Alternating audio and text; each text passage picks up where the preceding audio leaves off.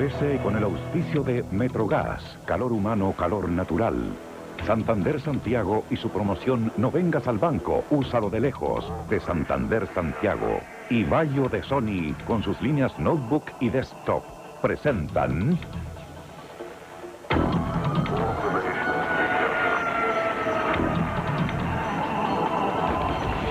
Canal 13 y su área de reportajes presentan...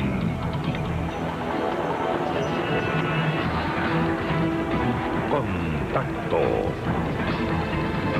con la conducción de Mercedes Tucci.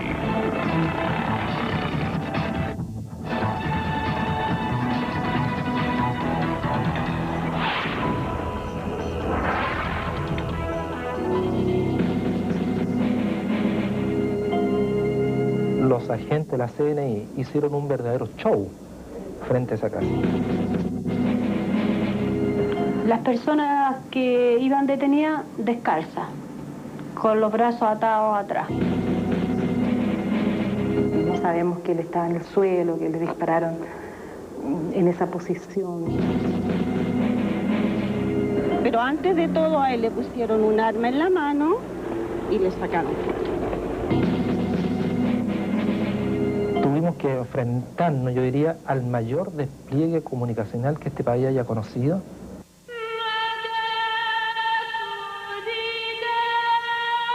Doce altos oficiales y combatientes del Frente Patriótico Manuel Rodríguez fueron asesinados entre el 15 y 16 de junio de 1987.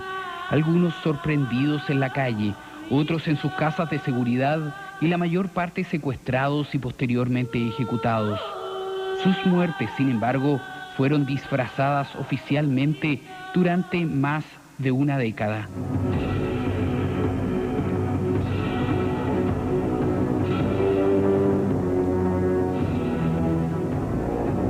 Se dijo que los rodriguistas habían caído en enfrentamientos. Se lanzaron nombres de testigos falsos a la prensa que aseguraban esta tesis. Se modificaron los escenarios donde ocurrieron los hechos. Se les puso armas a los cadáveres. Se disparó varias veces a los cuerpos. Durante la investigación se entregaron nombres falsos a la justicia como los posibles responsables. Un pacto de silencio impidió conocer por años lo que realmente ocurrió aquel 15 y 16 de junio de 1987. Poco a poco se ha ido descubriendo cómo fue realmente uno de los capítulos más duros de los 80 en el marco de la guerra declarada entre los servicios de seguridad y el Frente Patriótico Manuel Rodríguez. Solo después de 16 años la justicia logró saber qué había pasado en realidad. Al tener por primera vez acceso al expediente y a testigos que jamás habían hablado, reconstruiremos la verdadera historia de un episodio que quebró para siempre la vida de decenas de familias. Esta es la historia de la llamada Operación Albania o Matanza de Corpus Christi.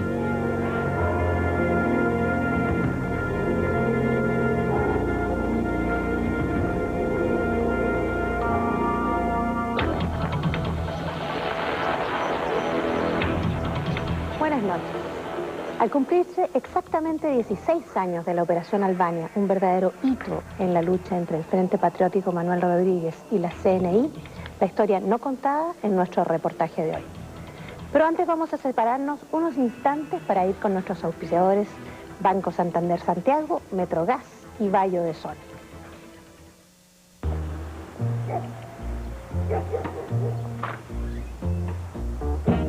Hola. Hola. ¿Está tu mamá? Sí. ¿Podría hablar con ella? Sí. ¿Podrías llamarla? Sí. ¿Hay alguien más en tu casa? Sí.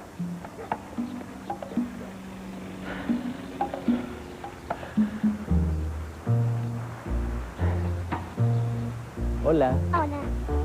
¿Está tu mamá? Sí.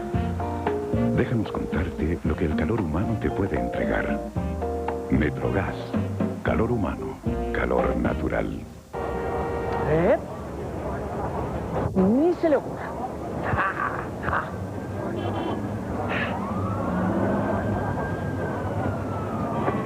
Comenzó sola promoción, no vengas al banco. Úsalo desde lejos y gana fantásticos premios semanalmente. ¿Cómo ganar? Usa Superlínea 320-3000, santandersantiago.cl. Recompra y los cajeros automáticos de Santander Santiago. Y podrás ganar espectaculares premios.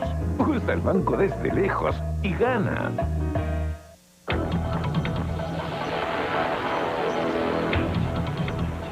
Durante años no se supo realmente cómo ocurrió la muerte de 12 frentistas en junio de 1987. Hoy día, cuando ya han confesado su participación más de 20 acusados, se ha podido reconstruir los hechos que transcurrieron en menos de un día. Durante muchos años, los testigos que vieron lo sucedido no se atrevieron a hablar. Con el acceso exclusivo al expediente y el relato de sobrevivientes, esta noche reconstruiremos la Operación Albania. Contaremos cómo fueron minuto a minuto esas 16 horas en el reportaje de Claudio Mendoza.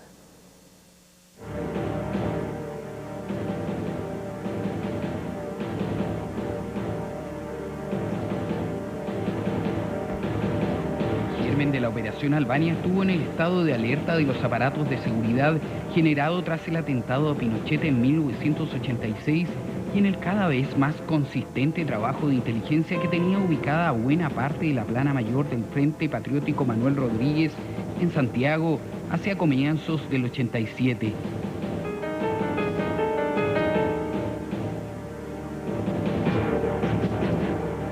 Al empezar junio de ese año, Álvaro Corbalán, jefe de la división antisubversiva Bernardo O'Higgins o estamento operativo de la CNI, recibió una información que fue clave para lo que vendría. Franz Bauer, oficial de la CNI a cargo de la neutralización del Frente Patriótico, reveló a Corbalán que había unos 500 extremistas en Santiago. Al declarar en el proceso, Bauer reconoció que ese antecedente fue crucial para el inicio de la Operación Albania. Lo que estimé que era mucha gente y que ese movimiento nos podía indicar la preparación para una actividad del Frente que podría ser de graves consecuencias para el país. Y se da una orden que es, bueno, tratar de dar una respuesta. Es decir, no vaya a hacer cosa que el Frente no vaya a salir con una sorpresa, demos nosotros un golpe para detenerlos. Nelson Caucoto conoce el proceso, pues es el único abogado que ha acompañado a los querellantes desde el comienzo. Según consta en el primer documento de los 30 tomos del expediente, el mismo 15 de junio el fiscal militar Luis Acevedo autorizó detenciones y allanamientos. La maquinaria de la CNI que quería anular al Frente ya estaba en marcha.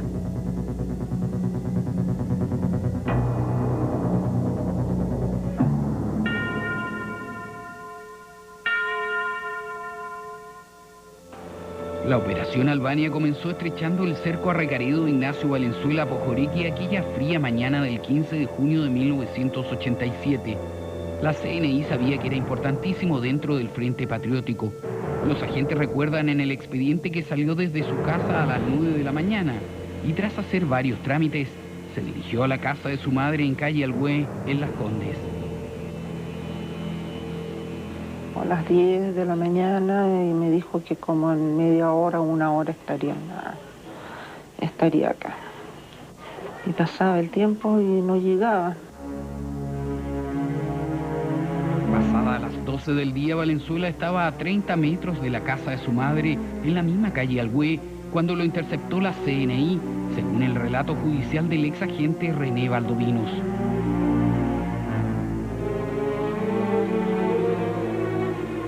Lo teníamos rodeado y estábamos armados, y honestamente pensé que se iba a rendir frente a esta desventaja en que se encontraba.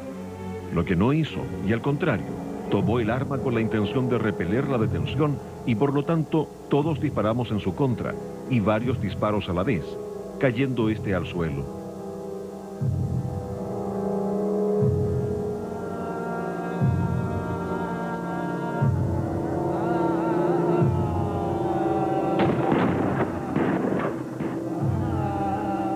Era las 12:10 del 15 de junio y la existencia de Ignacio Valenzuela se extinguió casi instantáneamente a escasos pasos de su madre, dando inicio a las 16 horas que duró la Operación Albania.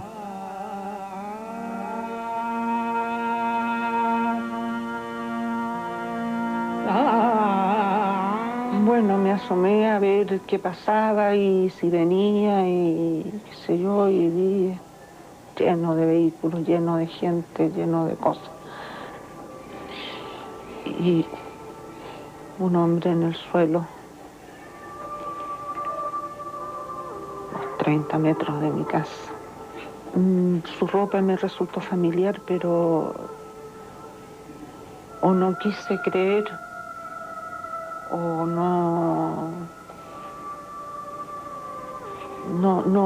no podía ser él. Traté de acercarme para cerciorarme y no me dejaron. Andaba gente con los brazales de la CNI, había mucha policía, y no me dejaron acercarme, no. Yo me aterré. ¿Será, no será? ¿Será, no será? No, no puede ser él, no quiero. Dije, y decidí irme. Valenzuela era públicamente un destacado ingeniero casado con un hijo. Como rodriguista fue miembro del Estado Mayor del Frente. Reconocido por su arrojo en algunas acciones armadas, la CNI sabía que había participado en el asalto a una armería y se había enfrentado a funcionarios de seguridad. Con su muerte se dio inicio a una serie de operaciones de encubrimiento. Ya al día siguiente en un diario apareció una mujer asegurando que su hijo vio cómo Valenzuela sacaba un arma para enfrentarse a los agentes.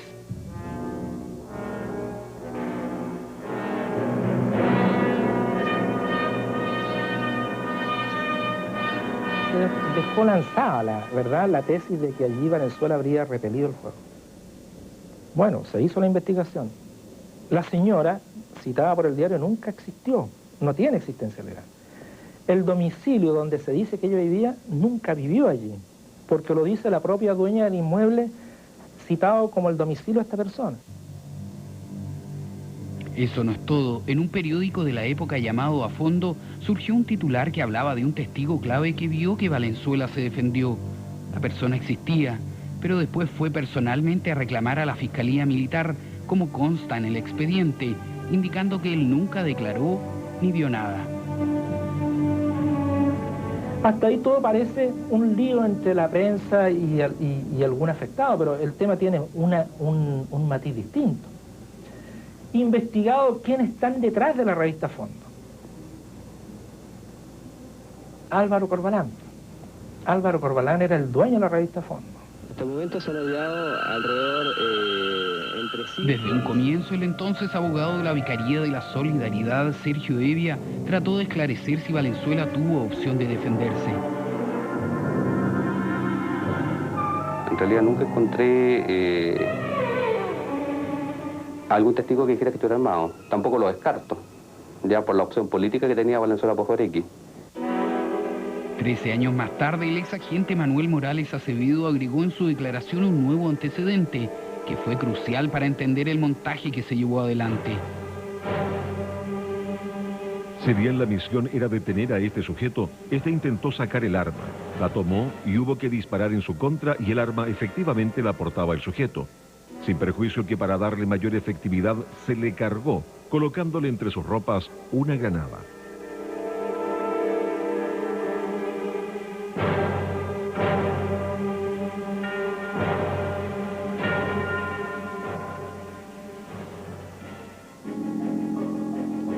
Seis horas más tarde del homicidio de Valenzuela Pojorequi, otro numeroso grupo de agentes copó cerca de las 6 de la tarde del 15 de junio el lado poniente de la calle Varas Mena, muy cerca de Santa Rosa.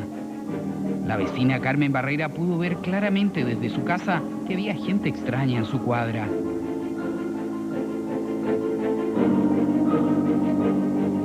Sí, se había movimiento. Sí, porque vehículos parados aquí en la esquina que uno no los conocía y como que había una tensión, algo así raro, sí. Los agentes acechaban a Patricio Acosta, que a esa hora había salido con su hijo de 4 años. Él pasó a comprar acá el negocio cuchuflí que le gustaba mucho, inclusive le pidió a mi hermana, él iba con su hijo, que lo acompañara. Mi hermana dijo, no puedo porque mi mamá no está, no había quien más se quedara en el negocio ya. Y el niño de que Sebastián no quiso ir con el papá. De lo que vino después después, todos los funcionarios, casi sin excepción, inculpan al agente de la CNI, Francisco Zúñiga, también conocido como el Gurka, por haber sido fotografiado en una protesta golpeando a periodistas. El agente Manuel Morales fue el que hizo una descripción más detallada en el proceso. Cuando Acosta caminaba por Varas Mena hacia el poniente, se encontró de frente, pero de por medio una calle por donde en ese momento cruzaba un camión.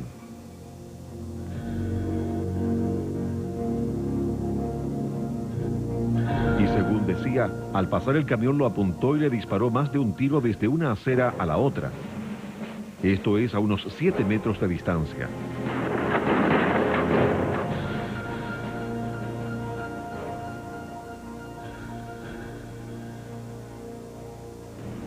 ¿Usted lo vio cuando ya estaba muerto? Claro, cuando la ves ya estaba tirado y después van y lo siguen acribillando y el cuerpo saltaba. Fue bien impactante, bien impactante. Esta versión de que Zúñiga le disparó cuando ya estaba muerto fue confirmada en el expediente por al menos 3 agentes de la CNI. Al asesinar a Acosta eliminaron a un importante oficial del Frente Patriótico, Manuel Rodríguez, que la CNI pensaba en ese momento en forma equivocada había estado a cargo del atentado al general Pinochet. Solo se sabe de Acosta que había llegado hace poco desde Cuba. No hay información de su accionar en hechos de sangre. Paralelamente, el Pacho, como le decían sus amigos, como Elizabeth Muñoz, llevaba una vida pública e incluso se había hecho cargo de su hijo Sebastián, tras separarse de otra integrante del Frente, Patricia Quirós. Al morir Patricio Costa, dejó huérfano a Sebastián. La madre del niño fue asesinada pocas horas más tarde durante la misma Operación Albania. La versión oficial fue que Acosta murió en un rudo enfrentamiento. Carmen Barreira, sin embargo, fue ese mismo día testigo clave del encubrimiento del homicidio de Acosta. Ahí después ya llegó ejército, carabineros, investigaciones, cerraron las calles allá, cerraron las calles acá, y ahí empezó todo después fotos, a él lo desnudaron, pero antes de todo a él le pusieron un arma en la mano y le sacaron fotos. Y eso yo lo vi. Carmen no se cansó de repetir esta versión desde el principio y fue por algunas horas la primera detenida en la causa, junto a otra testigo. Los únicos detenidos en la Operación Albania mientras estuvo en poder de la justicia militar fueron estos testigos. Los testigos fueron los detenidos, no fueron los agentes los que fueron aprendidos alguna vez por la justicia militar. Solo el año 2000 el oficial de la CNI, Kranz Bauer, reconoció en el proceso que es posible que Francisco Zúñiga haya cargado a Acosta con armas una vez muerto. Pero en este caso puede ser que a lo mejor, conociendo cómo fue Zúñiga, haya cargado al muerto. Lamentablemente Zúñiga no pudo ni en este ni en los crímenes que vinieron defenderse. El cadáver de este exagente fue hallado en 1991 en el radiotaxi que manejaba. Aparentemente se había suicidado.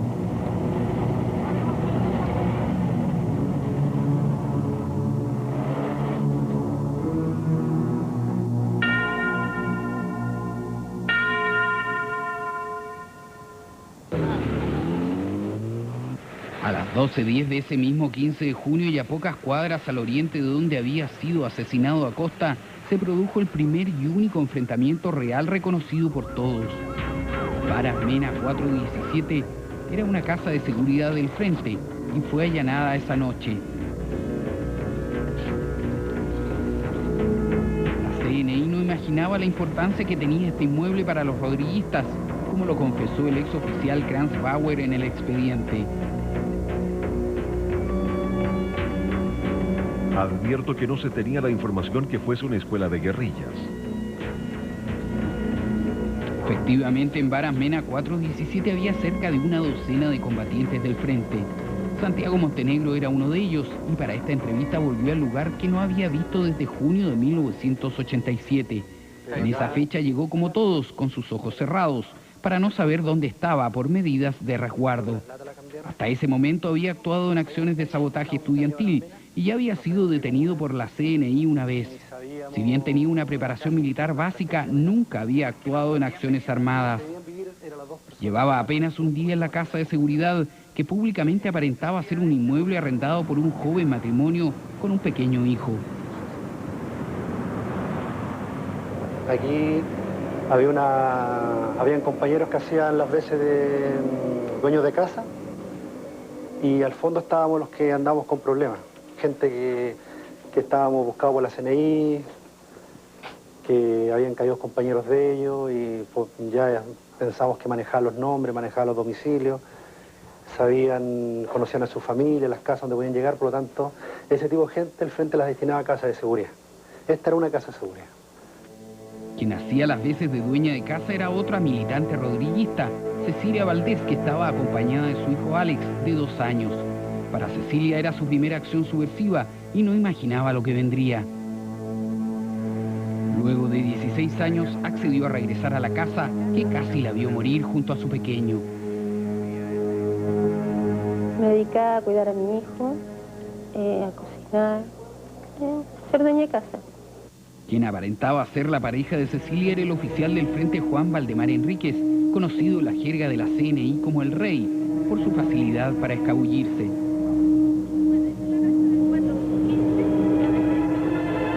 La vecina del costado poniente de Varas Mena 417 jamás pensó que allí había una casa de seguridad del frente.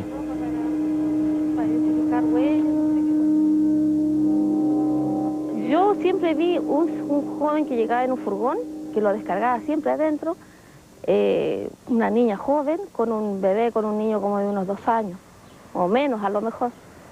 Pero nunca vi más gente, ni tampoco más ruido.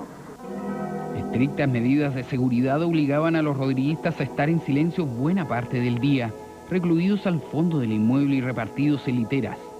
Cecilia tenía prohibido el acceso a esa parte, ni siquiera conocía a quienes permanecían escondidos. Ella, junto a Juan Enríquez, eran los únicos visibles para los vecinos.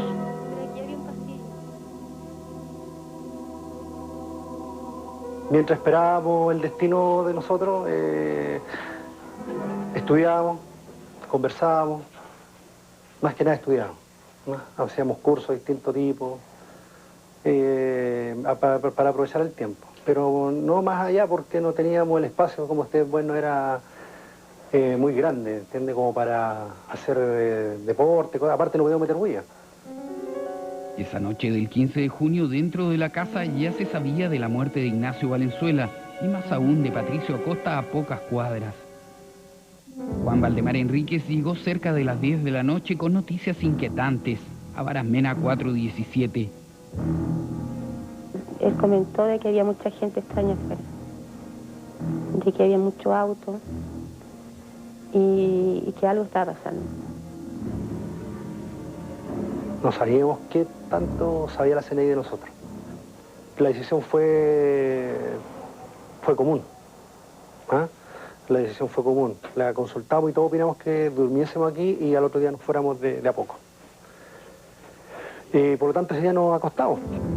Según la versión de los vecinos de los costados, temprano esa noche sus casas se empezaron a llenar de agentes. Así que ellos entraron a mi casa y me preguntaban que con quién estaba más yo. Yo tenía 2 niños, en ese tiempo estaban pequeños mis hijos, así que yo les dije que estaba con ellos nomás. Así que me dijeron que me dejaran en una pieza, que apagaran las luces, el televisor que en ese tiempo estaba prendido y todo oscuro en la casa. Laura Valenzuela era la vecina del costado oriente de Varas Mena 417. Entraron primero dos individuos altos, de negro, que eran como una especie de francotiradores, una arma larga. Eso fue lo primero en entrar. Después ya entró el choclón, que era ya gente de jean, mal vestida, con brazalete. Y ellos venían con metralletas, qué sé yo, y ahí ya se choclaron. Fácil, tiene que haber más de 10 personas.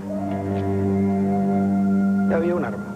Mira, lo que pasa acá es que se tenía, como era una casa de seguridad, pensamos que en un momento determinado podía ser detectada.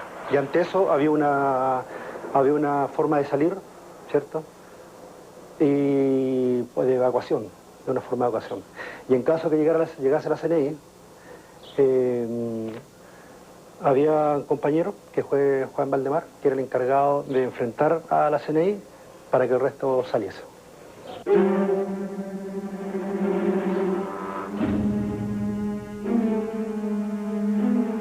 paso y quién debía darlo estaba programado en caso de que la CNI ubicara la casa de seguridad.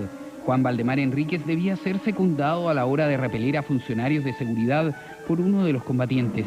Eso se decidía por turno. Ese día le tocó a Wilson Enríquez, hábil carpintero del frente encargado de la fabricación de barretines y que había montado la parte clandestina de la casa de seguridad. No se sabe que haya participado en acciones armadas.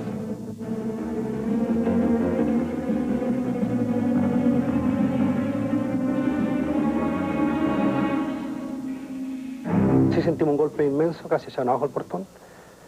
Grito y de repente sentí el timbre, que había un timbre, ahora que recuerdo, que como de seguridad se accionaba ese timbre y retiraba. Y empezó a sonar el timbre. Ese timbre interno era la señal preconcebida para iniciar la huida en caso de que la casa fuese descubierta por la CNI. No hay acuerdo sobre quién disparó primero. Según los CNI y los funcionarios de investigaciones que los acompañaron, los disparos partieron desde dentro. Así lo declaró Franz Bauer en el proceso. La policía se presenta al domicilio, golpea, le preguntan de qué se trata. Ellos se identifican como policías y en un momento dado son atacados por disparos desde el interior. En las casas colindantes, los vecinos fueron testigos de una feroz balacera. Y de repente un tipo entró y dijo, tírense al suelo y quédense ahí y no se muevan. Y empezaron a disparar. Y disparaban de adentro de mi casa hacia afuera, hacia la casa de al lado, por esa ventana, por el patio hacia atrás y del techo hacia arriba. Esta casa la hicieron casi pedazo. La hicieron casi pedazo, sin exagerarte un poco. Las paredes, cayeron las cosas que están en las paredes, todo. No pudimos, yo creo que 5 o 10 minutos nadie se pudo mover. Nadie podía levantarse. Para Cecilia, su única preocupación era su hijo de 2 años. Yo me dirigí a buscar al Ale y lo tomé en brazos, estaba con pijama y todo, y me dirigí para acá. Al saltar al otro lado empezaron las ráfagas de metralletas más fuertes todavía. Incluso en esa oportunidad yo me tiré al suelo con mi hijo porque yo pensaba que ellos estaban en el techo. En medio de los disparos, los vecinos escuchaban claramente el griterío del hijo de Cecilia. Lo único que mi mamá decía que tuvieran cuidado, que al lado había una joven que tenía un niño, que había niños al lado que tuvieran cuidado. Juan y Wilson Enríquez comenzaron a disparar para permitir la huida de los combatientes. Y de repente empezó la respuesta de acá adentro y ahí aprovechamos nosotros de correr. Ahí me toca subirme a la mesa. Junto a un compañero rompimos esa calamina plástica. Es justamente la plástica para en la oscuridad ver el espacio, ¿cierto? La luz que llegaba desde afuera. La rompimos y cuando yo salgo, ahí fui herido. Estoy subiendo el techo con mi hijo y bueno, al compañero que iba delante mío le llegó un balazo en la cabeza y cayó encima de todos nosotros, que es Santiago Montenegro. Mientras la mayoría de los frentistas trataba de escapar, la CNI disparaba sin descanso. En el barrio cundía el terror. Ya volvemos con más Contacto.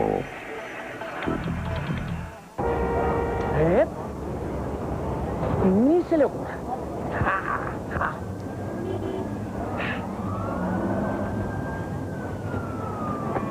Comenzó la promoción No vengas al banco, úsalo desde lejos y gana fantásticos premios semanalmente. ¿Cómo ganar? Usa Superlínea 320 3000, santandersantiago.cl, Red Compra y los cajeros automáticos de Santander Santiago y podrás ganar espectaculares premios. Usa el banco desde lejos y gana. Estaba bueno el asado. Oye, súper rico el asado de tu señora. Tu señora, compadre, está súper rica. Histérica, pero rica. Salud. Una vez que has probado lo auténtico, ya no hay vuelta atrás. La estoy cagando. Tú que has probado Capel, sabes de qué estamos hablando. Celos cuando miras a otra. Tengo celos. Papá, leí en el diario que volvió la promoción Super 2 de Travel Club, donde viajan 2 personas a precios increíbles. Imagínate, Miami, 2 por $765. Yo que tú, corro a comprar los pasajes. Moni, mi amor, que no lo vaya a creer. ¿Qué pasa? Es increíble, 2 pasajes a Miami por $765. No. Volvió Super 2 de Travel Club. Por solo tener estas tarjetas, viajan 2 a precios increíbles, pagando en 12 cuotas sin interés. Miami, Madrid, Río, Cancún y más de 100 destinos. Travel Club, lejos la mejor tarjeta para viajar. Banco de Chile, el Chile que tú quieres. Papá, ¿con quién vamos a dejar a la mamá?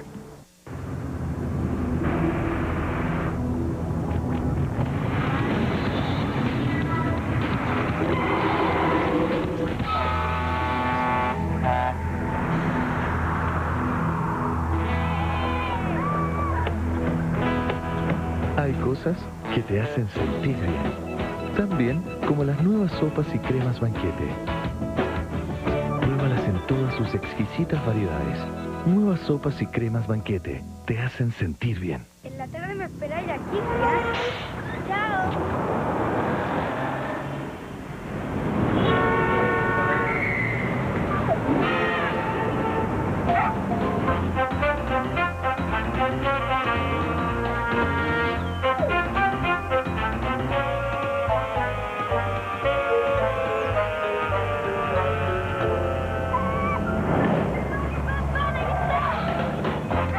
En ING, estamos donde tú nos necesites.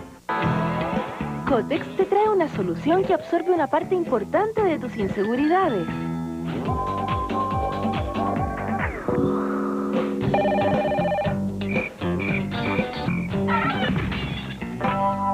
Ahora Cotex Ultra Fina aumenta su capacidad de absorción para que nada pueda escaparse. Gracias a una mayor concentración de fibras súper absorbentes. Cotex se adapta a ti. Punto.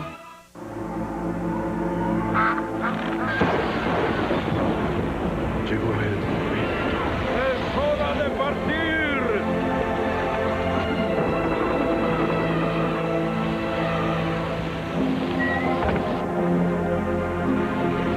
Se nos habrá olvidado algo. Nada, Yael, nada, porque es mucho más sano y mucho más sabroso. Super Cerdo, te olvidarás de las otras carnes.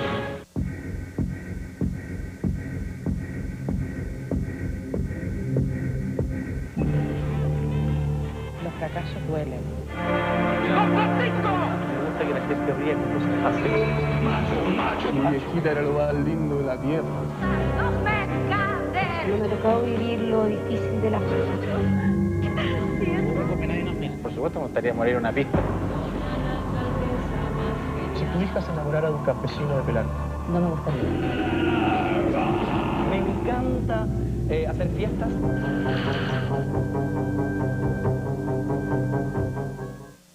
Estás viendo en Canal 13 Contacto.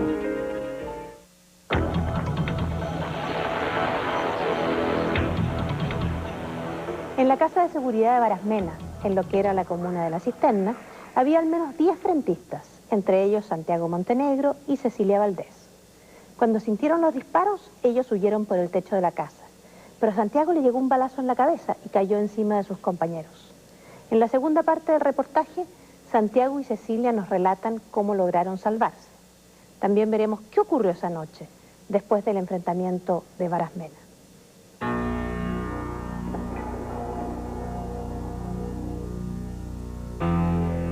¿Dónde recibiste el balazo? Acá, aquí, me entró en esa dirección, aquí, región occipital. La tengo alojada, parte del proyecto. Y con el golpe me caigo para adentro nuevamente. La tensión del momento, como tú dices, la adrenalina, todo eso me impidió que, yo creo que no sé cómo está la tensión, que no me pasó nada. No, sufrí un rajuño en la caída, en la oscuridad. Me caía en la mesa y la mesa caía al suelo. Y cuando estaba acá en el suelo, me recuerdo que me pasé la mano por acá y no vi, pero sentí lo tibio, lo espeso de la sangre. Lo tibio y lo espeso. Pero también me di cuenta que no era grave porque estaba bien, estaba reaccionando, no había quedado imposibilitado. Prácticamente una decena de combatientes escapaba por los techos en medio del tiroteo. Entre ellos, Cecilia Valdés, con su hijo de 2 años. De hecho, el fiscal Torres nunca me creyó que había saltado la reja, pero cuando tú te ves en un momento de que tienes que salvar la vida de tu hijo y la tuya, tú no miras a altura, solamente me lancé y tenía una fuerza grande de poder sobrevivir y sacar a mi hijo con vida de acá. Desde los mismos techos, los rodriguistas Juan Valdemar Enríquez y Wilson Enríquez respondían con sus armas. Iván Valenzuela se encontraba circunstancialmente en la casa del costado poniente. Bueno, esa noche se detuvo la balacera cuando se paró la persona de arriba, del techo. ¿Se produjo un silencio? Claro, se produjo un silencio. En ese momento, imagínate, yo estaba por aquí escondido y siento un paso arriba. Y yo me quedé aquí quieto. Y en ese momento siento como que se dan un paso arriba del techo. Y ahí se siente una serie de disparos y veo que golpea el techo, yo me lanzo aquí al suelo y cae una persona aquí, no sé, bueno, en ese momento no sé si estaba muerta, después me di cuenta. El cuerpo era de Juan Valdemar Enríquez. Este combatiente del frente había ingresado al país a fines del 86, probablemente desde Cuba. Era uno de los rodriguistas más experimentados, aunque no se sabe si había alcanzado a actuar en Chile. Hay testimonios que indican que Juan fue rematado, lo que no está confirmado, pero su cuerpo fue paseado por toda la casa de Eugenia Torres.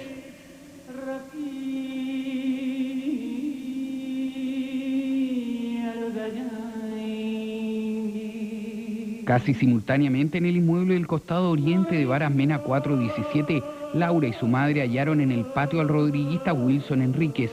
Poco antes había saltado allí luego de ser herido mientras repelía junto a Juan Enríquez el ataque de la CNI. Yo le dije si está armado y le dije que no, está desarmado. Era un joven, o sea, yo en ese tiempo lo veía como joven, bien débil, indefenso, se notaba que estaba herido. Él decía que estaba herido en una pierna. Yo le decía, pero entréguese, porque si no aquí es obvio que lo van a matar, vamos, yo lo acompaño y le decía que se entregue con la verdad. Él no quiso. Dijo, no, déjeme aquí nomás, dijo, porque si no nos van a matar a todos. Raquel Arias, media hermana de Wilson, no olvida la actitud del rodriguista de proteger aún, en esos momentos, a aquellos vecinos que le ofrecieron ayuda. Ahí me viene ese recuerdo dulce, tibio, que estar en minutos tan difíciles y no poner en riesgo ni siquiera a la familia que le ofrecía la ayuda. Laura y su madre decidieron dejar el patio y volvieron a entrar a su casa. Volvió a entrar ese grupo de gente, con gritos, y nos volvieron a cerrar en la pieza. O sea, dijeron, aquí está, y lo tomaron a él. Ahí nosotros estábamos en la pieza que nosotros teníamos una ventana que daba al patio, que se veía solamente sombra. Y escuchamos todos los golpes que le dieron a él, le pegaron mucho. Le pegaron, porque se escuchaban los quejidos de él. Les pegaron con armas, patadas,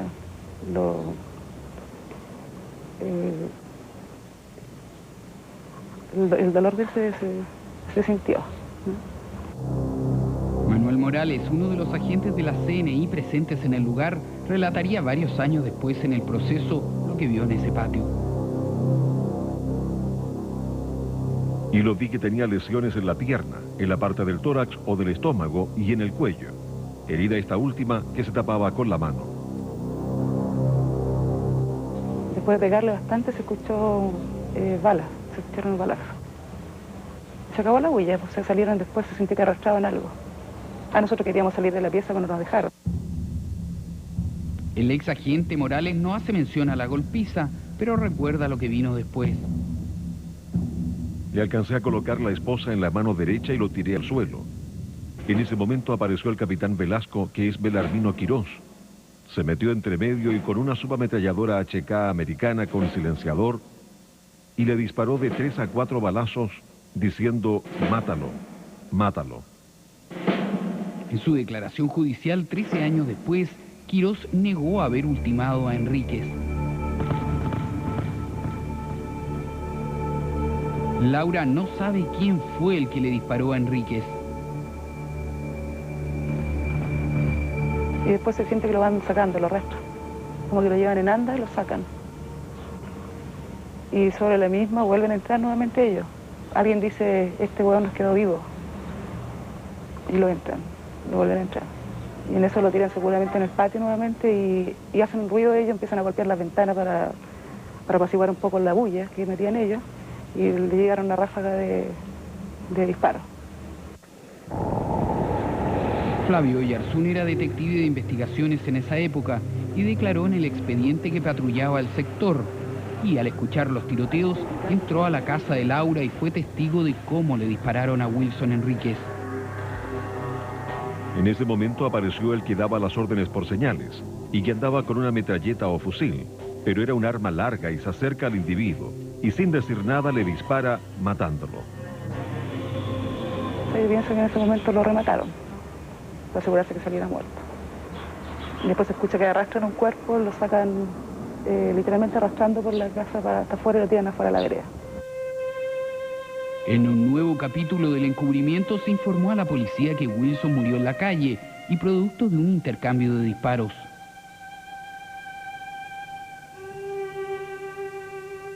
Se actuó sobre una persona que estaba indefensa, sin armas, herida, y se actuó de esa forma tan bestial. Entonces eso es lo que a mí me duele todavía recordar eso. Me da impotencia recordar eso. No he podido hacer algo para ayudarlo.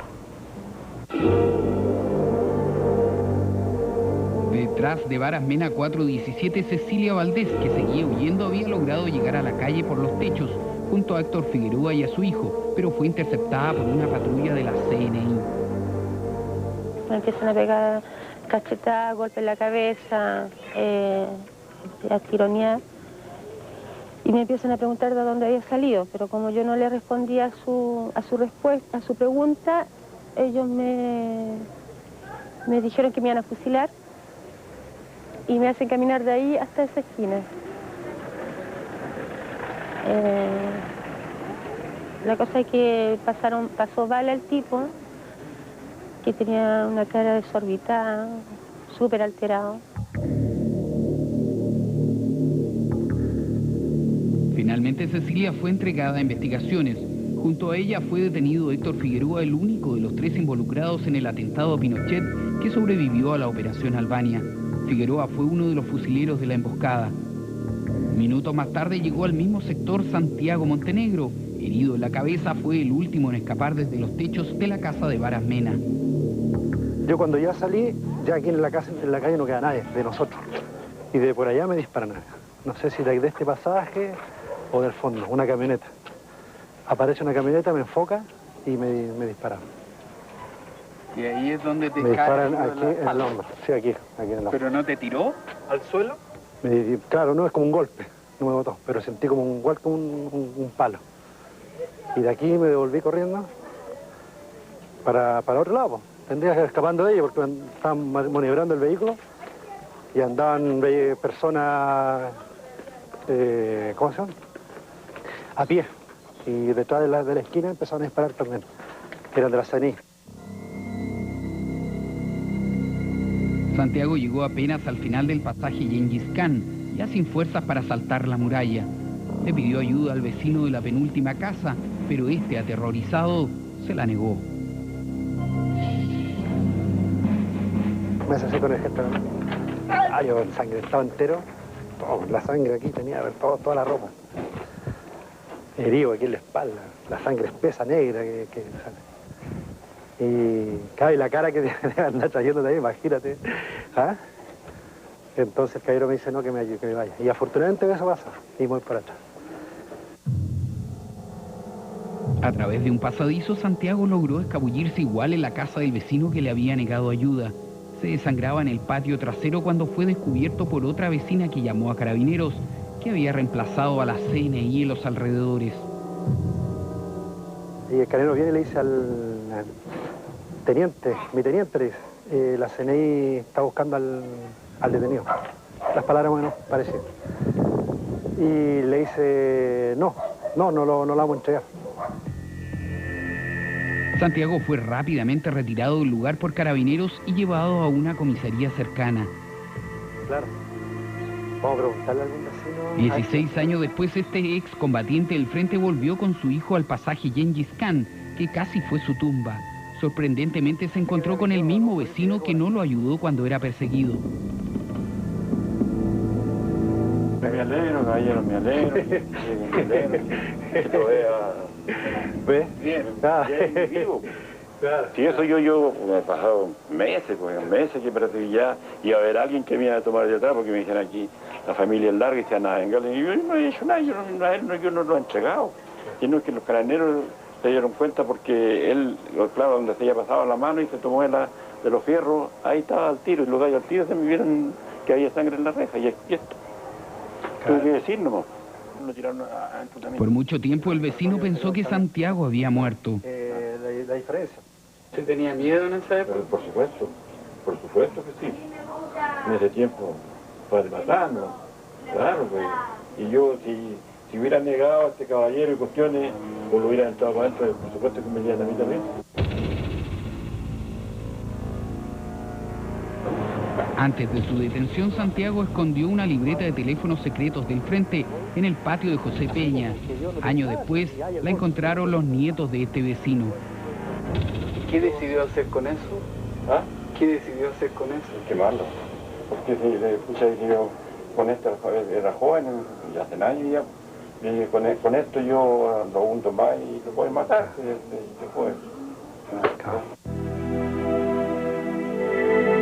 Santiago Montenegro y Cecilia Valdés pasaron 3 años presos luego de quedar a disposición de la policía. Santiago estuvo a punto de fugarse junto a otros 49 rodriguistas a comienzos del año 90. Sin embargo, una tuberculosis que lo mantuvo agónico retardó su libertad unos meses. Tanto él como Cecilia vivieron para contarles a sus hijos lo cerca que estuvieron de la muerte. Vicky Ormeño, la mujer de Juan Valdemar Enríquez, el rodriguista que cayó desde el techo a un costado de Varas Mena 417, se enteró varios días después que Juan estaba muerto y que pertenecía al frente. Ella también había arribado a Chile hace pocos meses, siguiéndolo desde Alemania con su hijo de 4 años. En junio celebraban una década juntos. Nunca llegó al encuentro. Y yo me extrañé porque no me llegó una llamada de teléfono. Y escuché en la radio y escuché en las noticias que había habido una matanza. Pero yo no sabía. Yo no sabía que Juan estaba tan involucrado en la lucha. O a lo mejor no me quería dar cuenta. Y escuché nombres esa noche. Y los nombres que escuchaba no eran nombres que yo conocía. Juan era un verdadero misterio para Vicky, que solo sabía que estaba muy comprometido con el Partido Comunista en su deseo de encontrar algún día a los abuelos que lo habían criado y que eran detenidos desaparecidos. Se perdía de su vista por meses. Él era lo que se dice un combatiente completo. Había estado en la revolución nicaragüense, había estado en Cuba, entregado a la causa, y la parte que le tocó hacer la cumplió, la hizo, lamentablemente con su vida. Vicky aún siente rabia con Juan por haber optado siempre primero por su lucha, la que finalmente lo llevó a la muerte. Pero sí me da rabia por no haber exigido yo cosas para mí. A lo mejor es egoísta, pero él también fue egoísta. Pero fue su razón. Él luchó por muchas cosas que obviamente yo también habría luchado.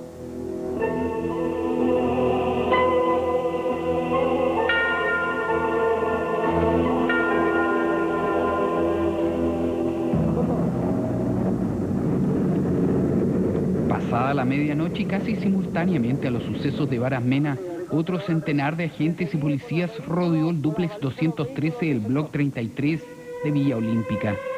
Allí Julio Guerra Olivares arrendaba una pieza a Sonny Hinojosa. De este combatiente solo se sabe de su participación directa en el atentado a Pinochet como uno de los fusileros. El 15 de junio de 1987, por lo tanto, estaba clandestino tras la emboscada del Cajón del Maipo 9 meses antes. El ex agente de la CNI, Iván Cifuentes, fue el primero en entrar al departamento que arrendaba Guerra según declaró en el proceso. Estaba oscuro, pero sin embargo desde el segundo piso de este dúplex vi 2 fogonazos que correspondían a 2 disparos que se hicieron desde arriba hacia abajo. En ese momento sale una mujer despavorida gritando por las escaleras que la iban a matar. Era la dueña de casa, Sonia Hinojosa.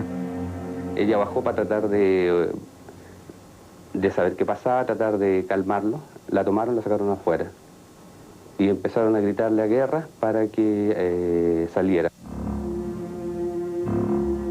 Fernando Burgos, otro ex agente de la CNI, fue el primero en llegar hasta el baño del dúplex, pero con una máscara antigás, pues el aire estaba irrespirable debido a que se inundó de gas lacrimógeno militar. Y de un puntapié abro la puerta, observando que agazapado cerca de la taza del WC se encontraba un sujeto con un arma en la mano, y por lo tanto, sin pensarlo, le disparo inmediatamente alrededor de 4 disparos con mi arma de servicio, que era una pistola CZ, e inmediatamente lo tomo y lo saco de ese lugar, dejándolo cerca de una baranda. Detrás de Burgos iba su jefe, el oficial Arturo Sangüesa, que reaccionó como él mismo explica en su declaración.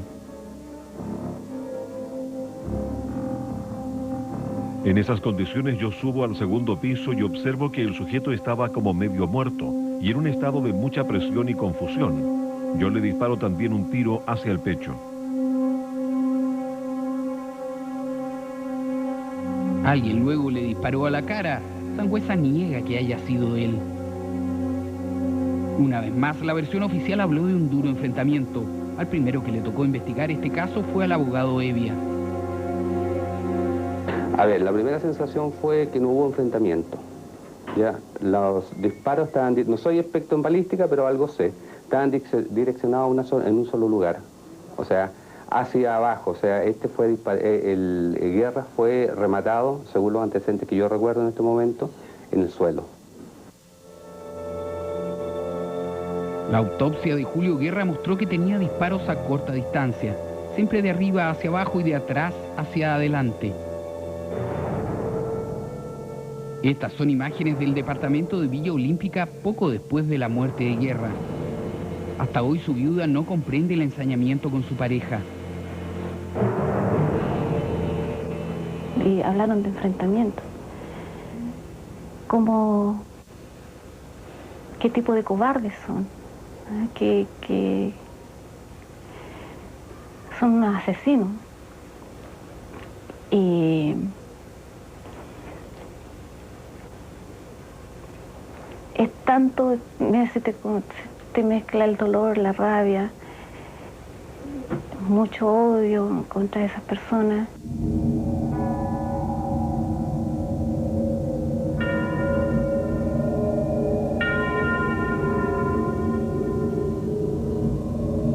El último capítulo de la Operación Albania fue el más grave y el más cruento, y se transformó en una de las más serias violaciones a los derechos humanos de la década de los 80. La versión oficial por años fue un simple y doloroso engaño. Comenzada ya la madrugada del 16 de junio de 1987, aún faltaba decidir el destino de 7 personas que habían sido aprehendidas en la tarde y aguardaban encarceladas en el cuartel de la CNI de Borgoño. Álvaro Corbalán, jefe de la división antisubversiva, recuerda en el expediente que le preguntó al director de la CNI, general Hugo Salas Wenzel, si se entregaban a la policía a los detenidos o se les interrogaba. Y se me comunica por el general Salas que ninguna de esas posibilidades cabía con respecto de aquellos que resultaran ser importantes dentro del Frente Manuel Rodríguez, y por lo tanto había que eliminarlos. Sistemáticamente el general Salas ha negado esta y todas las imputaciones de sus subalternos. Aproximadamente a las 03 horas y ya en su domicilio, el suscrito fue informado de los resultados de un nuevo enfrentamiento. Si bien le causó extrañeza este hecho, no consideró que pudiera ser un acto premeditado y planificado. En los calabozos de Borgoño estaban quienes eran considerados importantes dentro del frente, como José Valenzuela Levi y Esther Cabrera. Pero también estaban Ricardo Rivera, Ricardo Silva, Manuel Valencia, Elizabeth Escobar y Patricia Quirós, que no tenían gran relevancia para los agentes. Al primero que Corbalán dio la orden de deshacerse de ellos es a Kransbauer, pero este, según consta en el proceso, se negó y tuvo que dejar a cargo de la operación de exterminio a su segundo, Iván Quirós, y a Francisco Zúñiga. Quirós recuerda que fue Francisco Zúñiga el que le contó de la suerte de los detenidos. Y ahí me informa más o menos con una expresión. Los detenidos se iban a ir todos cortados. Alrededor de las 4:30 de la madrugada del 16 de junio de 1987, los detenidos fueron trasladados en caravana a la casa deshabitada de Pedro Donoso 582, que la CNI ya tenía identificada. Estaba todo listo para la mayor de las farsas de la Operación Albania. Ya volvemos con más Contacto.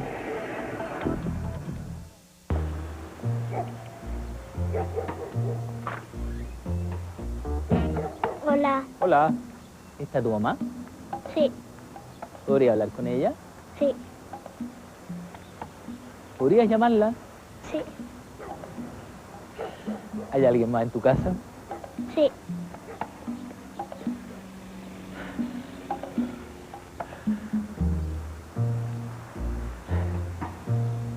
Hola. Hola. ¿Está tu mamá? Sí. Déjanos contarte lo que el calor humano te puede entregar. Metrogas. Calor humano.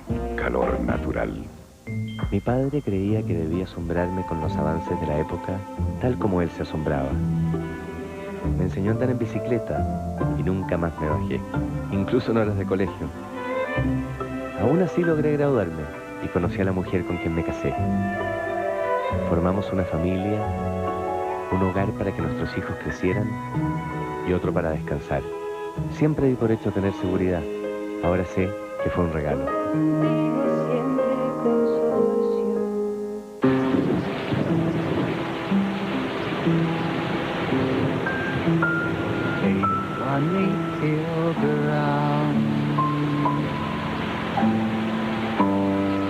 On a crazy crusade. Hola, son las 10 de la noche en Santiago y no está lloviendo. ¿Que tengamos que hacer esto porque nos pueda ayudar?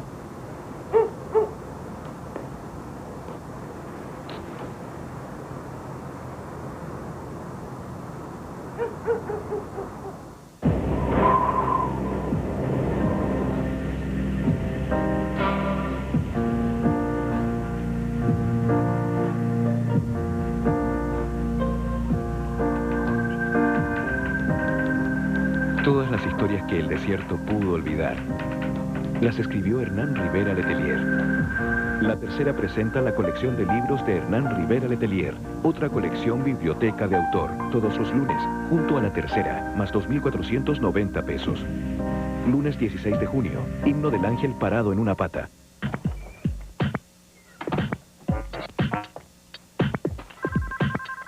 ¿Aló? Hola, tengo para rato. ¿Por qué no te preparas algo para comer? ¿Justo estoy en eso? ¿Te espero? No, tengo mucha pena. No, qué lata. Estoy haciendo algo súper rico. ¿Qué cosa? Nada. ¿Qué? Nada. Dime qué. Espagueti a la primavera. Tengo una urgencia en la casa. La mejor receta para los trabajólicos. Italiano. La mejor pasta. Siempre. Esta polera es de ITES. Esta también salió súper barata. La mía salió ¡cero! Lleve dos y pague uno de ITES. Solo por esta semana, casaca Bonded, 2 por 19.990. Plumón Una Plaza, 2 por 9.990. Y miles de productos más para toda la familia. Lleva este pantalón y este también. Lleve dos y pague uno de ITES. ITES, lo mejor está en el centro. Mañana comienza. Señora, Lipigas regala 8 automóviles, premios de 100.000 pesos. Discúlpame. Y mire, señora, Codigas regala 8 automóviles, premios de 100.000 pesos. No pasa nada. No pasa nada, que es Agrogas. Señora, la producción. Aclaremos. Es Enagas que regala 8 automóviles. Oye, paren. Si es la misma promoción. Al comprar cualquier cilindro de Lipigas, Codigas, Agrogas o Enagas, busca abajo el sello y gana al instante un auto y espectaculares premios. Una sola gran empresa que premia a sus clientes. Estás viendo en Canal 13 Contacto.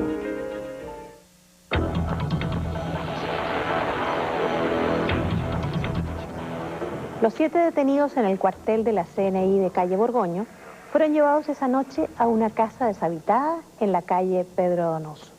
Entre ellos había 3 mujeres. En la madrugada, los vecinos de Pedro Donoso comenzaron a ver extraños movimientos. ¿Qué ocurrió realmente en esa casa? ¿Cómo murieron los frentistas? Los relatos que dieron ante el juez los agentes que allí estuvieron en la tercera parte de nuestro reportaje.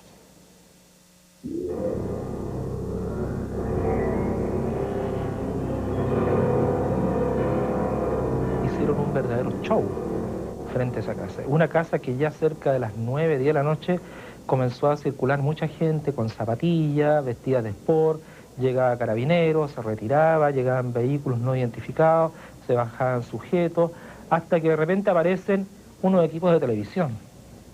Entonces la gente pensaba, ¿qué habrá pasado? ¿Qué irá a pasar acá?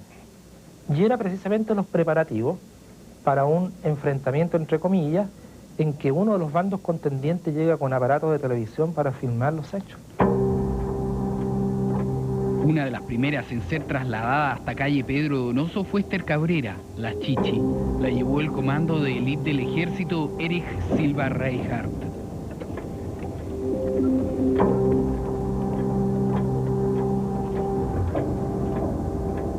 No la vi nerviosa, sino tranquila. No estaba esposada ni vendada.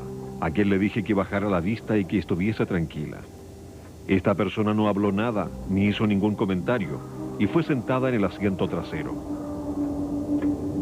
Y como no había respuesta, empezó la... El matrimonio Berríos Vergara vivía exactamente al frente de la casa de Pedro Donoso. Por primera vez hablan públicamente. Ellos vieron movimientos extraños casi toda la noche frente a su hogar.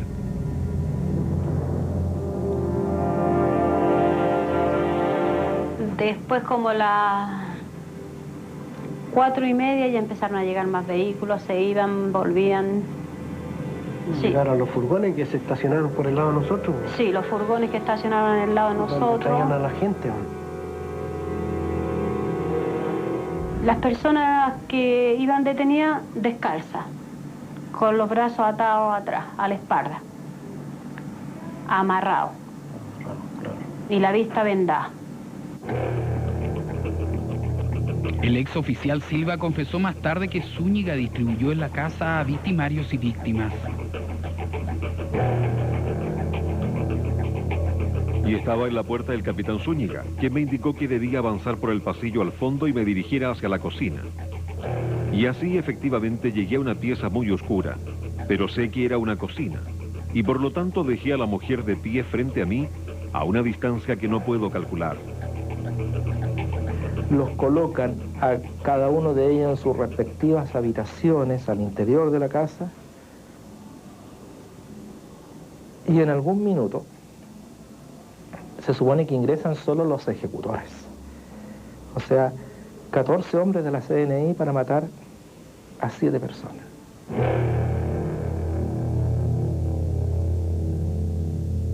Mientras eso ocurría dentro de la casa abandonada, afuera los vecinos comenzaron a ser testigos de la primera parte de lo que sería un gran montaje de encubrimiento.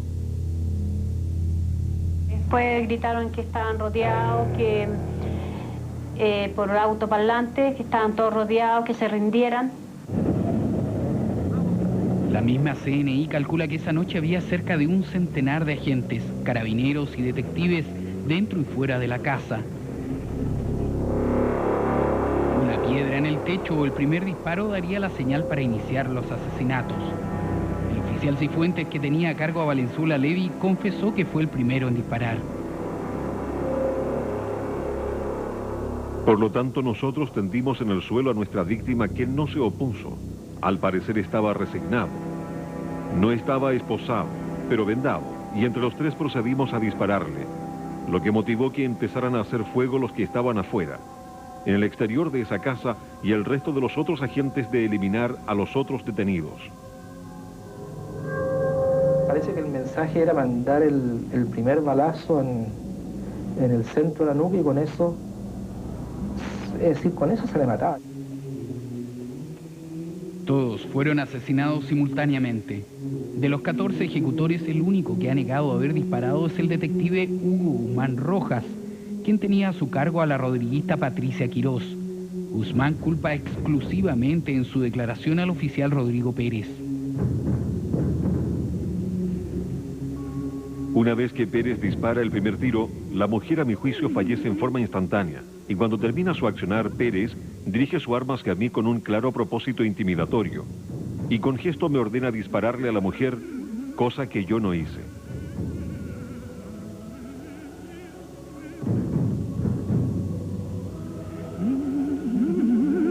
Pérez negó siempre en el expediente que haya intimidado al detective y más aún dijo que Guzmán también disparó. Luego entró en acción Francisco Zúñiga, según declararon varios agentes, entre ellos Manuel Morales. Y Zúñiga, con mi pistola y con otra que él llevaba en la otra mano, remató a las víctimas que estaban en la pieza mía, recordando que a Valenzuela Levy debió haberle disparado unos 6 tiros a la cabeza, y luego siguió en esta misma misión con los restos de las personas que estaban al interior de la casa, porque siguieron los disparos. Pensé al tiro que era una matanza porque por la ráfaga de metralleta que se sentían, los balazos eran espantosos. El ex agente Morales confesó expresamente que se premeditó el montaje. También recuerdo que se hicieron mucho más disparos en el interior de la casa, y había también personas encargadas de disparar desde afuera de la casa para aparentar un enfrentamiento. Hoy por primera vez son exhibidas en televisión imágenes captadas presumiblemente por la CNI en el lugar de los homicidios, pocos minutos después de ocurridos los hechos. En el interior quedó el cadáver de José Joaquín Valenzuela Levy o comandante Ernesto. Su cuerpo recibió 16 impactos de bala. Militante comunista desde los 14 años, Avelina, su exmujer, recuerda que se formó militarmente en Bulgaria. Su carácter ordenado y riguroso probablemente determinó que él fuera el jefe del atentado a Pinochet. La CNI no lo supo hasta después de su muerte. Valenzuela luchó en la revolución nicaragüense y ahí se enamoró de nuevo, dejando a Avelina en Cuba con su único hijo. Al niño lo visitaba a escondidas en el jardín infantil desde que volvió a Chile en 1984. Todavía hoy Avelina se estremece por no haberse despedido. Esa noche, en el año 90, soñé y él venía a verme. Yo sabía que estaba muerto, pero él venía a verme y conversamos toda la noche. Y como ya cuando estaba amaneciendo, me dice, me tengo que ir. Sí, le dije, yo sí sé que te tienes que ir. Y me abrazó y me dio un beso. Y ahí cerré mi duelo. Le dije, ya, de aquí nomás. En la casa de Pedro Donoso también murió Chichi, Esther Cabrera, la encargada de enlace de los oficiales combatientes del frente. Apenas tenía 20 años y su familia hasta hoy desconoce cuál era su papel como rodriguista.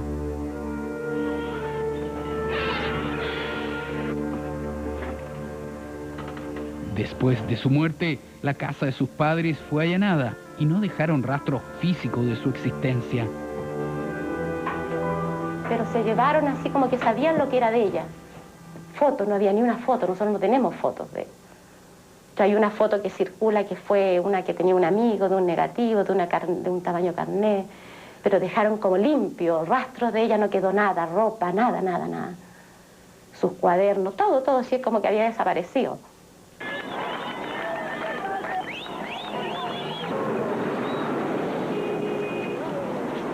Un documental sueco sobre una de las mejores amigas de Esther fue el único recuerdo que le quedó a la familia. Oye, a propósito, y está cocinando poroto, ¿te acuerdas? pero me da miedo establecer una relación así tan formal, porque en estos tiempos, qué sé yo, no se puede hacer nada, no se puede realmente pensar ahí como que soñar de repente en lo que tú quieres nomás. Porque, pucha, a mí me fascinaría tener N cantidad de cabritos chicos y... Claro, y a una casa así bien cotota, qué sé yo, darle todo lo que yo no tuve a mis hijos, cosas así.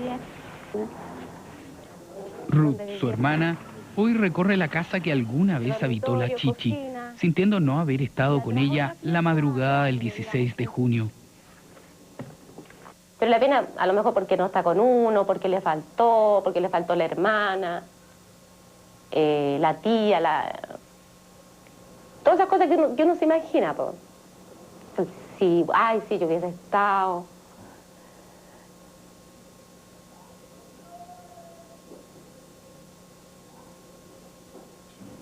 Pero...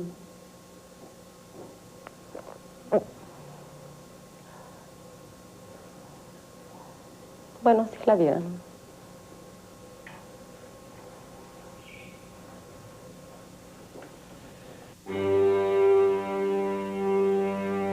16 años después de la muerte de Manuel Valencia en Pedro Donoso, su madre aún necesita apoyo psicológico. Completamente entregados a su vida en la iglesia, solo se enteraron que su hijo era del frente al día siguiente de su muerte. Hastiado, dicen, de la violencia en las poblaciones, Manolo ingresó a las Juventudes Comunistas. Había muerto este compañero en la Victoria. Y lloraba conmigo, me decía, mamá, ¿hasta cuándo, mamá? ¿Hasta cuándo vamos a soportar esto, mamá? Esto no se puede seguir soportando. Tenemos que luchar para que esto termine, si no van a haber más y más muertos. Hasta hoy sus padres no entienden la violencia desatada contra el joven de 20 años que ni siquiera estaba como frentista en los antecedentes de la CNI. Su cuerpo fue encontrado con 14 balazos. Llegamos muy temprano los dos a verlo y se le había corrido la venda y ahí yo casi, no sé, me espanté porque era un hoyo profundo, salida de bala que tenía como una rosa para afuera así, en su cara, le habían volado la mitad de su carita. Ricardo Silva era el segundo hombre del frente en Concepción y sabía que su vida corría peligro. Y Ricardo me dice, mira, yo lo único que pido, me dice, que si me van a matar, me den un minuto para pensar en Cristian, mi hijo. Así era él, o sea, era... ¿Y usted cree que tuvo ese minuto? Mira, cuando él hubo que reconocerlo, él estaba con una expresión de rabia muy marcada en su rostro, con los ojos abiertos, como mirando a sus asesinos. No sabemos que él estaba en el suelo, que le dispararon en esa posición. Yo creo que sí ha tenido el tiempo que él quería para pensar en él.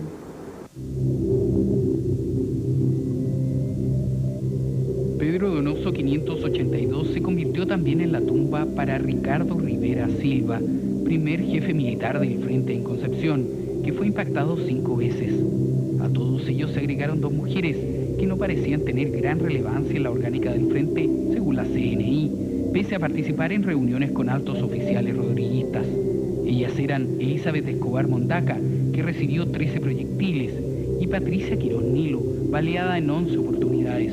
Ella, con su muerte, terminó de dejar huérfano al hijo que había concebido con Patricio Acosta, asesinado durante la tarde anterior en la misma Operación Albania.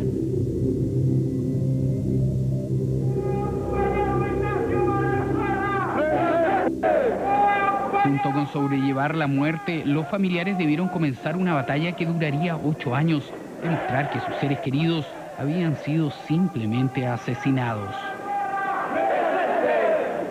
Tuvimos que enfrentarnos, yo diría, al mayor despliegue comunicacional que este país haya conocido, porque no hubo radio, ni diario, ni emisora de televisión que no repitieran una versión oficial que fue, yo diría, lanzada a los vientos por la CNI con gran despliegue publicitario. Es decir, desde ese minuto quedó internalizado probablemente en la conciencia colectiva de la población chilena de que allí hubo un enfrentamiento.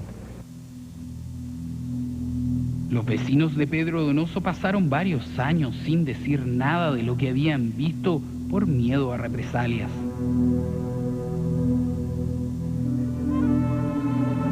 y entré. Vi todas las murallas.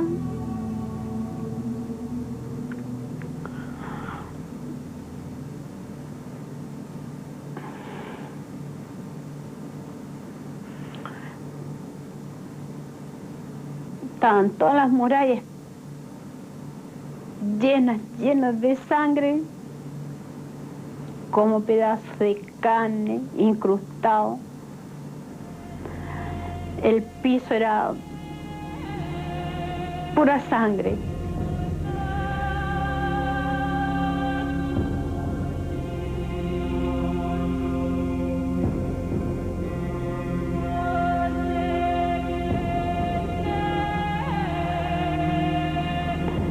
Entré y me impresionó mucho eso. Y me quedé con un cargo de conciencia después de no poder decirlo. El abogado de la familia se recuerda que incluso se entregó a la prensa como parte del engaño supuestos planos de la ubicación de los extremistas parapetados.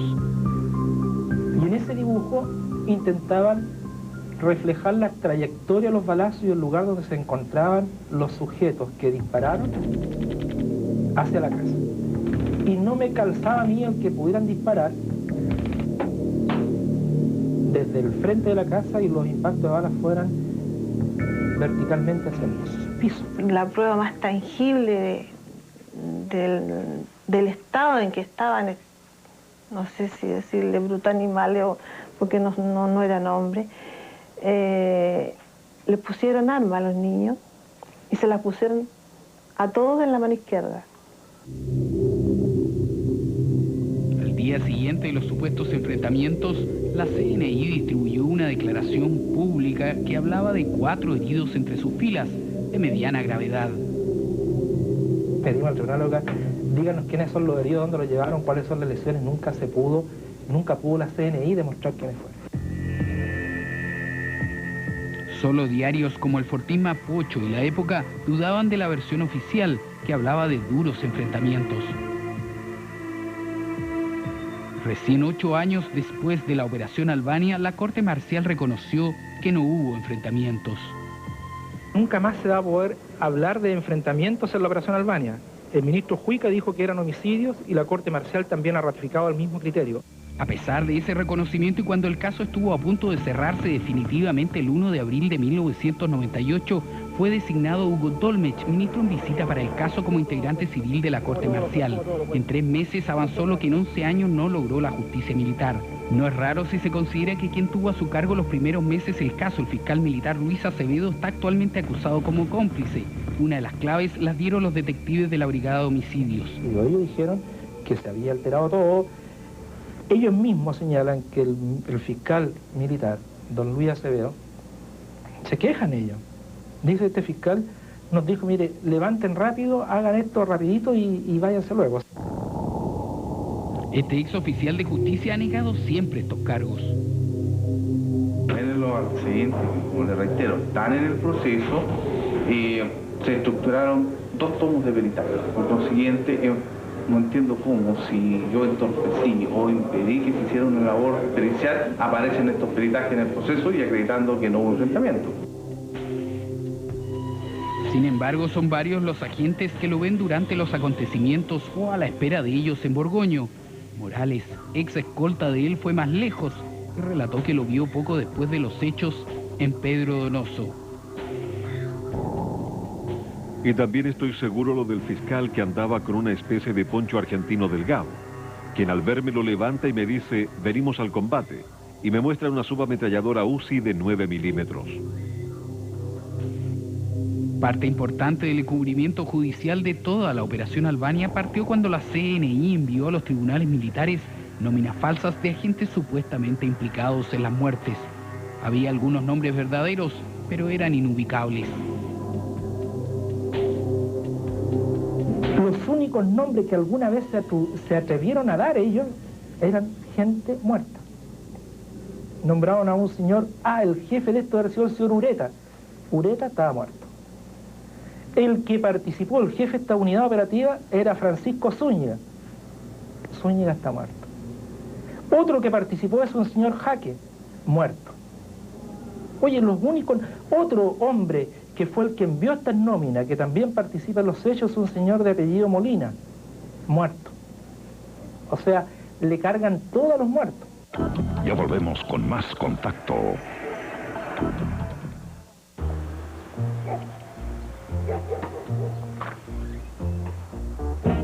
Hola. Hola.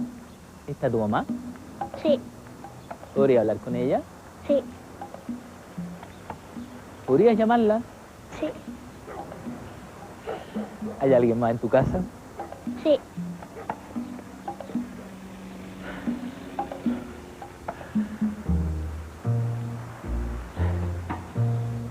Hola. Hola. ¿Está tu mamá? Sí. Déjanos contarte lo que el calor humano te puede entregar. Metrogas. Calor humano. Calor natural.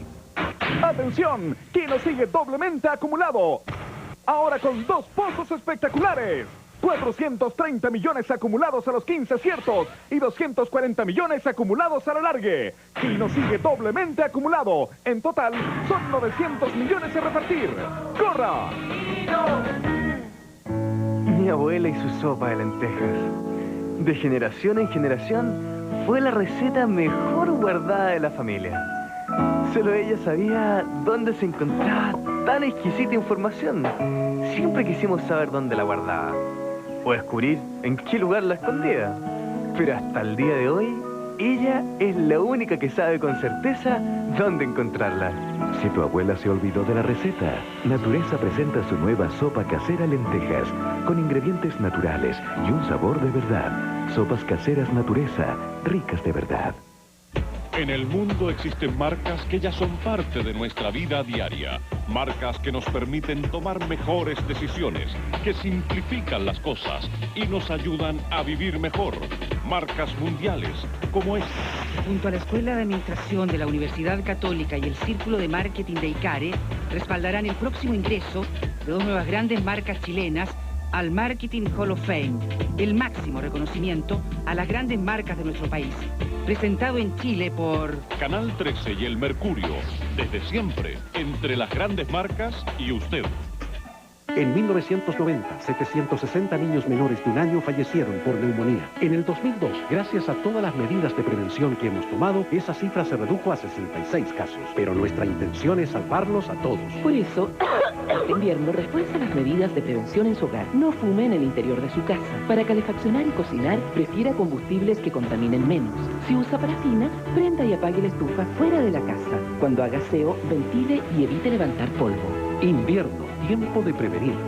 Gobierno de Chile, Ministerio de Salud. Porque la salud es un derecho, Chile quiere la reforma.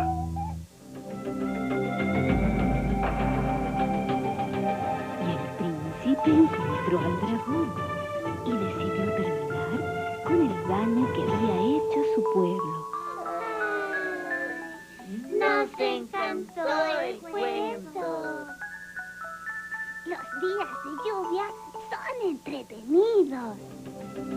Canal 13 y Colún, toda la magia del sur. Escuchando a los niños.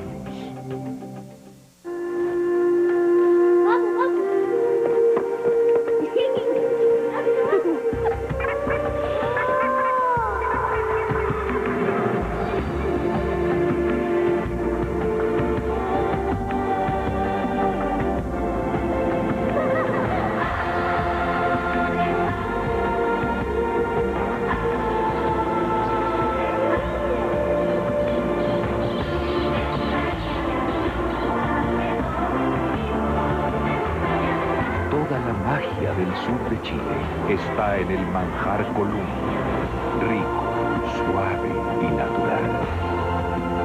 Colún, toda la magia del sur.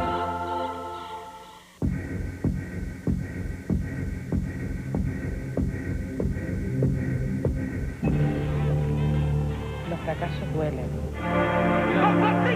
Me gusta que la gente ríe con cosas fáciles. Mi viejita era lo más lindo de la tierra.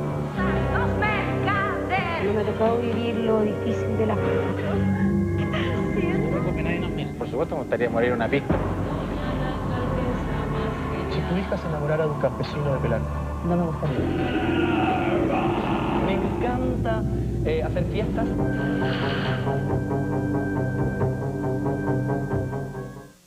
Estás viendo en Canal 13 Contacto.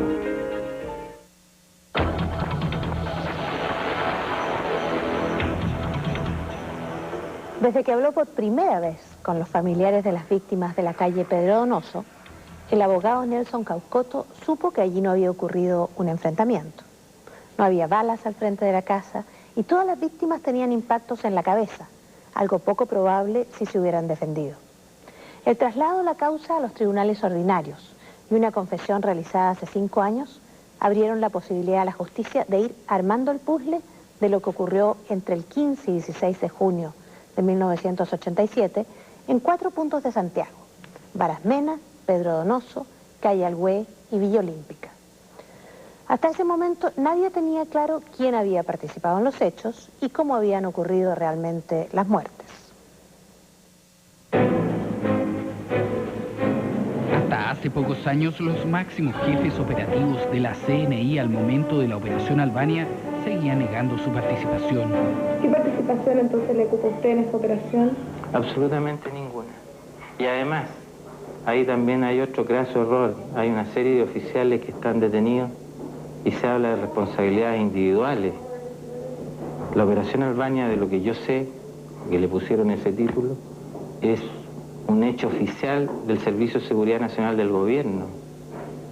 O sea, no se puede hablar de responsabilidades individuales porque no era un grupo de montoneros el que estaba actuando. CNI era una organización piramidal y jerarquizada. ¿Usted se considera responsable del cargo violencia innecesaria con resultado de muerte de 7 miembros del Frente Manuel Rodríguez en la calle Pedro Donoso? No, por ningún motivo. ¿Por qué no participó de eso? No, jamás. ¿Está tranquilo usted? Bastante tranquilo. Esto me está llevando a que me presente ante el señor ministro.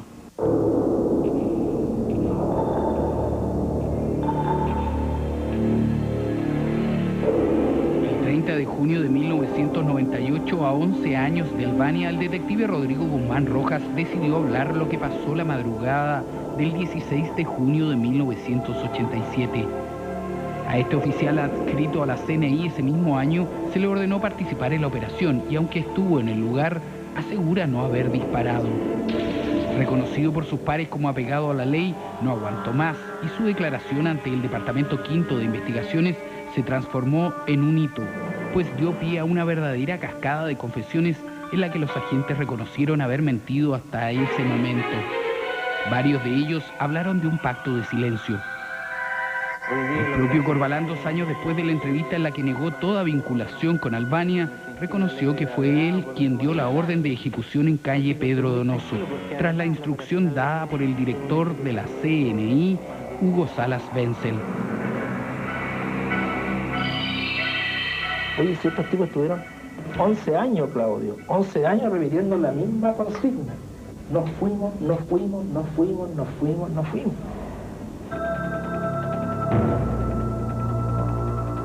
El único que hasta hoy ha rechazado toda participación es el propio general Salas Wenzel. Sin embargo, su vinculación y conocimiento de los hechos fue afirmado, entre otros, por el propio Corbalán, que recuerda una increíble velada de celebración y relajo.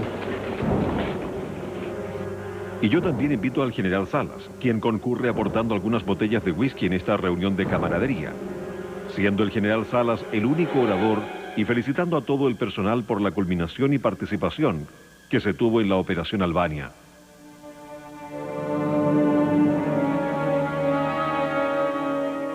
El ex comando de élite Erich Silva Reichard no comprende hasta hoy por qué está acusado, habiendo cumplido simplemente una orden tal como lo hizo siempre. Estimo importante consignar que por el cumplimiento de la misión encomendada, fui felicitado con una anotación de mérito con más un punto en mi hoja de vida, por el éxito de la misión ordenada. Para el abogado de las familias hay muchos de los acusados que en una perspectiva humana también son víctimas. En las familias no hay una sola visión. Yo te lo estoy hablando de forma personal, a esta altura yo, que sean reconocidos y que digan estos fueron los que mataron, Y ya eso es el castigo suficiente, porque yo creo que ellos también tienen familia, tienen otro drama, que por último uno lleva el drama, una pérdida, pero no es una vergüenza. En su trabajo como médico en la posta central, a Abelina Cisternas, ex esposa de Valenzuela Levy, le tocó atender, sin saberlo en un principio, a uno de los acusados en la operación Albania. Dios me lo puso en la situación más difícil que me podía poner a alguien. Me lo puso en la situación de paciente. Y en la situación de paciente reaccioné como médico. No hice nada. Me quedé callada. Al día siguiente lo fui a ver.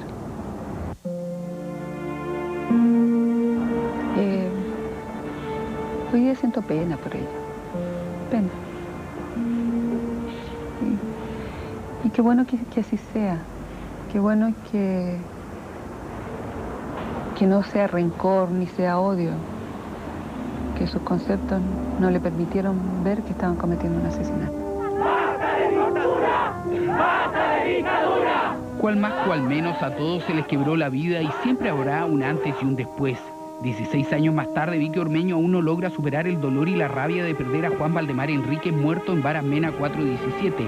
A ella y a su hijo de nada les ha servido que sea considerado un héroe. ¿Dónde están los compañeros comunistas aquí que te apoyaron, que te dieron un abrazo, un palmazo en la espalda de fuerza? Nunca más. Yo por lo tanto no milito en el Partido Comunista. No tengo ganas. No me interesa. Voto por la izquierda, porque soy consecuente, pero no milito. Porque me duele, porque me quitaron todos mis sueños. Todos mis sueños con Juan se fueron, se quedaron enterrados. La familia de Wilson Enríquez, asesinado también en calle Varas Mena, es una de las que más férreamente ha luchado para que se haga justicia, a pesar del miedo que sintieron incluso durante los funerales. Así que ahí estuvimos dignamente, creo, como hermanos, al lado de él para que supiera que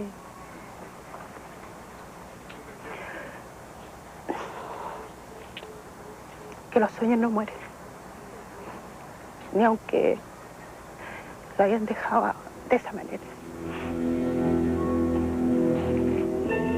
Santiago y Cecilia tienen claro que le deben a Juan y Wilson Enríquez el que hoy puedan disfrutar a sus hijos. Cada vez que veo a mi hijo crecer, le agradezco con todo el corazón, porque me dieron la posibilidad de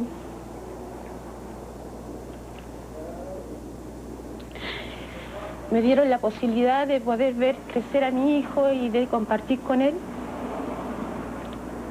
de acariciarlo, de tocarlo. La familia de Julio Guerra conserva hasta hoy exactamente igual la pieza del hijo muerto en Villa Olímpica.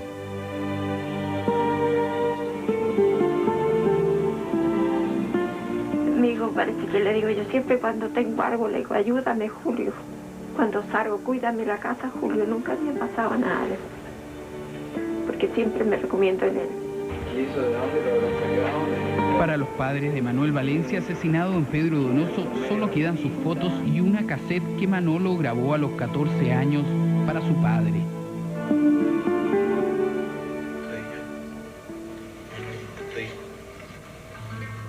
El que antes te consideraba un padre, pero desde que ya ha cambiado un poco mi vida, mi etapa como persona, como hombre, te considero un amigo. Hay una parte de cada uno de nosotros que murió, y yo especialmente, en mi calidad de mujer, murió. Se fue con mi niño.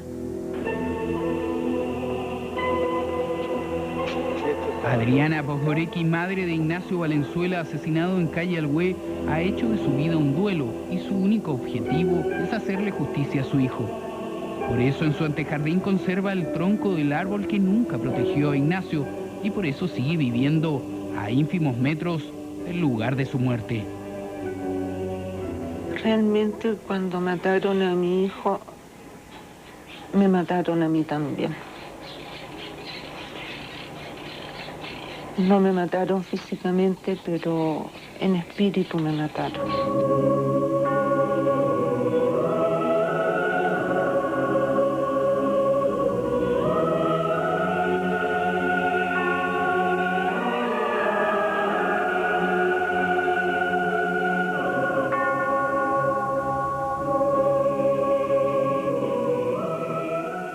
Como siempre, queriendo darle a usted todos los elementos de juicio, el equipo del programa contactó a 4 agentes de la CNI que están confesos para que nos dieran una entrevista.